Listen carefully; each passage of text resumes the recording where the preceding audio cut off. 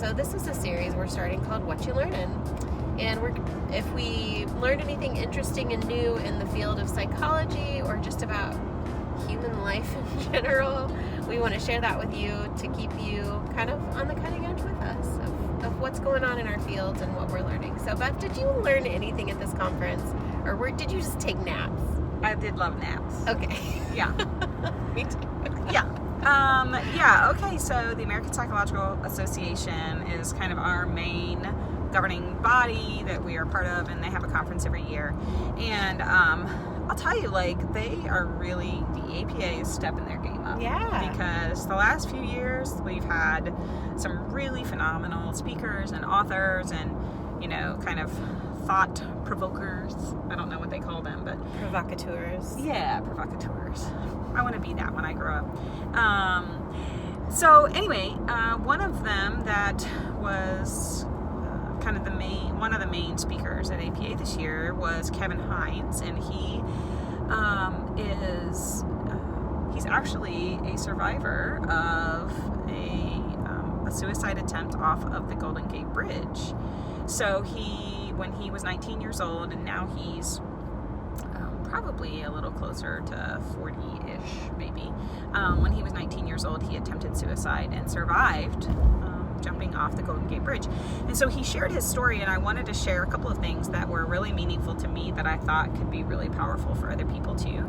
Is he kind of talked through his story, and he had kind of a history of mental illness, and his family has also a history of mental illness, and he later learned that he has bipolar disorder and has auditory hallucinations pretty regularly. And so he shared some of how that impacts him on a daily basis. But then also, as he kind of told his story, he was talking about how he was in a really dark place and just really felt like nobody cared about him at all, which he knows is a lie. But at the time, you know, It felt like the truth. you feel like nobody is there for me. So he talked about the day that he jumped. He said he was on the bus and he was just praying and sobbing, and he said he was sobbing and snot running down, and he was just praying that somebody would see him, somebody would reach out and say, "Are you okay? Do you need anything? What's wrong? And can I help you?" Mm-hmm. You know, he said he just prayed, and when nobody did, he said nobody must care. Yeah, so he took it as a sign. Yeah, and that was one point that really stood out to me too, that it's like those three simple questions, like, are you okay?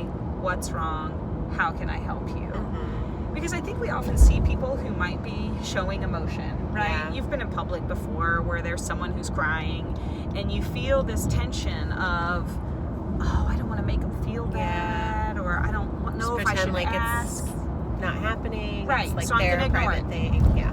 And so that was the take-home message one for me, Don't was ignore that none of us should ignore that. Yeah. Because those people very well could be on their way, you know, not jump here, or but whatever. yeah, to jump, whether it's kind of metaphorically or whatnot. But so then he said he had gotten off, and he was on the other side, like holding on to the pole, but on the other side, like ready to jump. And he said he turned and he saw someone to his left, and there was a woman there. And he said, you know, he thought, this is her, this is the woman. She'll say something. She's going to say something. And he said, she said to me, "Can you take my picture?" And he took 4 or 5 pictures, and he said when he gave back the camera, it was in that moment that he realized there was no one here that's going to care about me. And that's when he jumped. And he said as soon as his feet left the bridge, he knew it was a mistake. And he said, you know, he tumbled down in 4 seconds and X number of, I can't remember exactly, but he said he went all the way down to the bottom of the floor, and he kind of came to and said, "I'm alive." And he said he remembered feeling like, I have got to get to the surface, because if I don't, no one will know that this was the biggest mistake I've ever made. And so he fought and he fought, and he got to the top of the surface, and then he kind of broke free of the water, and he said he felt something circling below him. And it was really funny because he said, by God, I did not just survive a fall from the Golden Gate Bridge to then be eaten by sharks. Right. Which, That's of terrifying. course, Yeah, like, doesn't oh, happen right. there.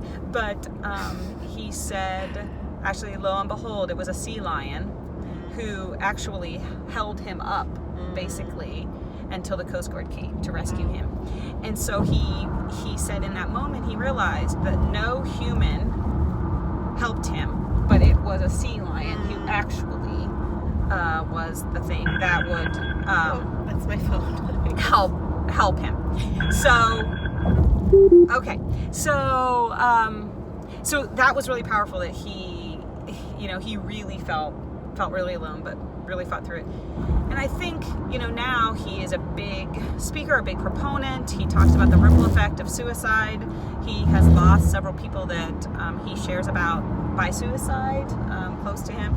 And so he's become a real spokesperson for suicide and mental health, and not just ignoring mental health and suicide signs. And I think I want to end with this last quote that he said.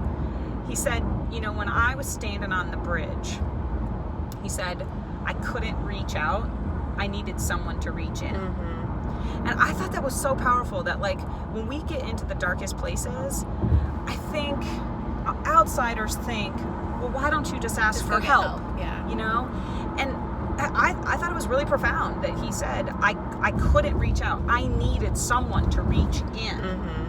And so I think it left me with, and he kind of made a charge to all of us at the convention to say, you've got to reach out. Like, you've got to reach in to those people who need it. And so, so that was just something that I learned and wanted to share, and thought. Yeah. And how can you learn more about his story? Yeah, so he talks about his story a lot. He's got lots of YouTube videos. Kevin Hines. Kevin Hines, Hines.